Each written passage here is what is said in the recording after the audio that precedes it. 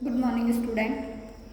आज हम कक्षा 9 के पद्य खंड में पाठ 3 रसखान कवि रसखान के सवैये पढ़ेंगे। कवि रसखान का जन्म 1548 में हुआ था। उनका मूल नाम जो था सैयद इब्राहिम था। वे दिल्ली के आसपास के रहने वाले थे। कृष्ण भक्ति ने उन्हें ऐसा मुग्ध कर दिया कि वे गोस्वामी विट्ठलनाथ से दीक्षा ली और ब्रजभूमि में जा बसे। यानी कि कृष्ण की भक्ति में वो इतना विलीन हो गए, उसकी भक्ति इतना मोह से युक्त कर दिया उनकी भक्ति ने कि उन्होंने गोस्वामी विट्ठलनाथ जो कि उनके गुरु है उनसे दीक्षा ले ली और ब्रजभूमि में जा बसे। सन 1628 के लगभग उनकी मृत्यु हुई। सुजान रसखान और प्रेम वाटिका उनकी उपलब्ध कृतियाँ हैं। रसखान रचनावली के नाम से उनकी रचनाओं का संग्रह मिलता है। प्रमुख कृष्ण भक्त कवि रसखान की अनुरक्ति न केवल कृष्ण के प्रति प्रकट हुई बल्कि कृष्ण भूमि के प्रति भी उनका अनन्य अनुराग व्यक्त हुआ है। तो ये इनकी प्रमुख रचनाएं हैं, सुजान रसखान प्रेम वाटिका। और जो उनकी रचनाएं थी उन रचनाओं का जो संग्रह मिलता है वो रसखान रचनावली से मिलता है। और सिर्फ वो कृष्ण के ही भक्त नहीं थे, उन्हें सिर्फ कृष्ण से ही प्रेम नहीं था बल्कि जो कृष्ण को जो वस्तुएं पसंद थी जैसे गायें चराना, गोपियों के संग रहना, तो इन सभी वस्तुओं से या जो कृष्ण जहाँ पर भगवान श्री कृष्ण का जन्म हुआ, जहाँ पर वो रहे ब्रज में, मथुरा, गोकुल, इन सभी से कवि रसखान का प्रेम बढ़ गया। उनके काव्य में कृष्ण की रूप माधुरी, ब्रज महिमा, राधा कृष्ण की प्रेम लीलाओं का मनोहर वर्णन मिलता है। तो उनकी जो रचनाएं हैं उनमें बहुत ही अत्यधिक और सुंदर, बहुत ही मन को मोहने वाला ऐसा वर्णन मिलता है जो जिसमें ब्रज गाँव की महिमा है, राधा और कृष्ण के प्रेम की लीलाओं का वर्णन है। वे अपने प्रेम की तन्मयता, भाव विहलता और आसक्ति के उल्लास के लिए जितने प्रसिद्ध है उतने ही अपनी भाषा की मार्मिकता, शब्द चयन तथा व्यंजन शैली के लिए। तो जितना वो कृष्ण भक्ति के प्रेम के लिए उनकी लीलाओं की जो रचना की उन्होंने उनके लिए, और एक विशेष रुचि है उनकी उन लीलाओं में, उस प्रेम में, उसके लिए जितने प्रसिद्ध है उतने ही वो अपनी भाषा के लिए भी प्रसिद्ध है। उनके यहाँ ब्रज भाषा का अत्यंत सरस और मनोरम प्रयोग मिलता है। तो उनकी जो रचना है वो ब्रज भाषा में लिखी गई जिसमें जरा भी शब्दाडंबर नहीं है और उनकी जो रचना है उसमें किसी प्रकार का कोई दिखावा नहीं है। आइए आज हम इनके सवैयों के बारे में पढ़ते हैं। यहाँ संकलित पहले और दूसरे सवैये में कृष्ण और कृष्ण भूमि के प्रति कवि का अनन्य समर्पण भाव व्यक्त हुआ है। तीसरे छंद में कृष्ण के रूप सौंदर्य के प्रति गोपियों की उस मुदकता का चित्रण है। मुदकता मतलब उसके मोह, मुग्ध मतलब मोह, उसके उनके प्रेम में जो मोह उन्हें हुआ है उसका चित्रण है जिसमें वे स्वयं कृष्ण का रूप धारण कर लेना चाहती है। चौथे छंद में कृष्ण की मुरली की धुन और उसकी मुस्कान के अचूक प्रभाव तथा गोपियों की व्यवस्था का वर्णन है। तो उनके जो सवैये हैं उन्होंने 4 सवैये पाठ में दिए हैं। तो उनके जो पद हैं उनमें पहले और दूसरे पद में तो उन्होंने सवैयों में तो भगवान श्री कृष्ण के बारे में और कृष्ण की भूमि के प्रति जो उनका लगाव है, प्रेम है, उनकी वस्तुओं से जो उन्हें प्रेम है उसके बारे में बताया गया।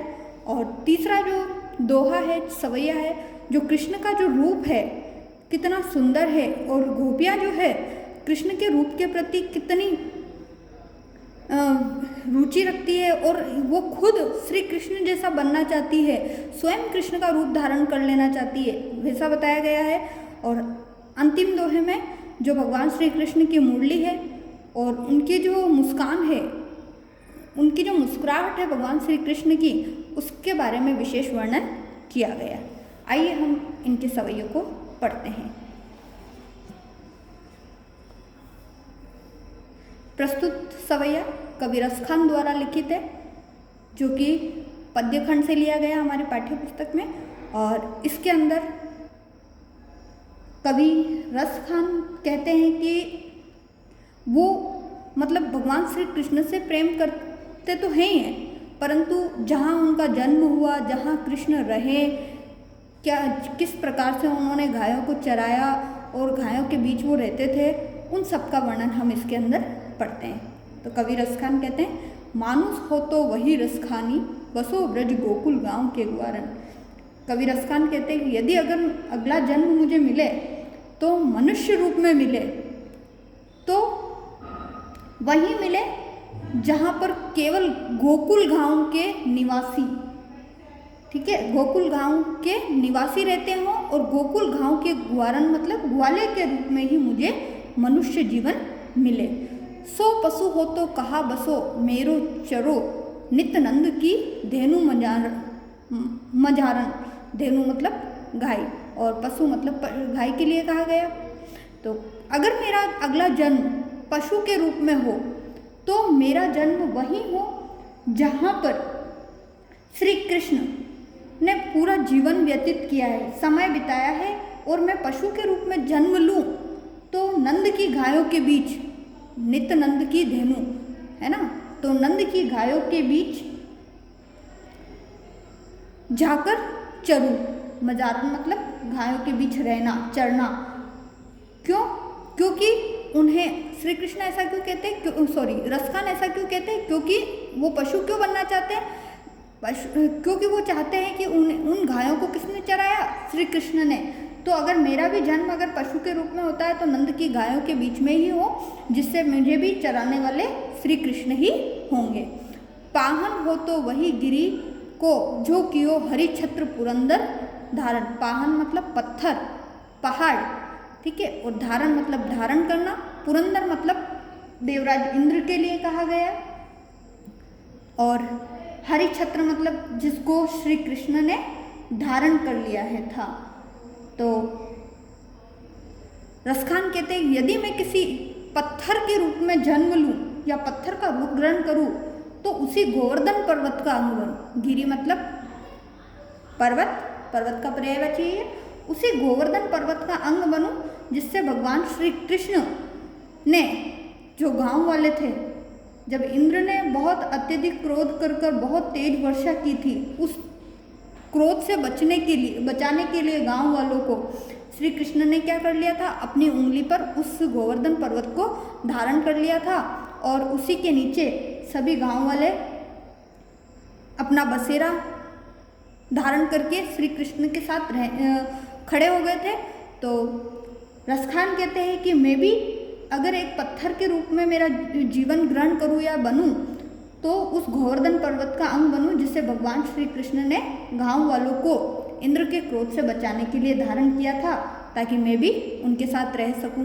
जो खग हो तो बसेरो करो मिली, कालिंदी कुल कदम की डारन।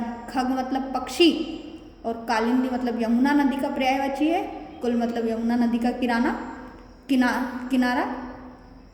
तो कवि कहते हैं कि अगर मेरा जन्म यदि किसी पक्षी के रूप में हो और मैं पक्षी बनूं तो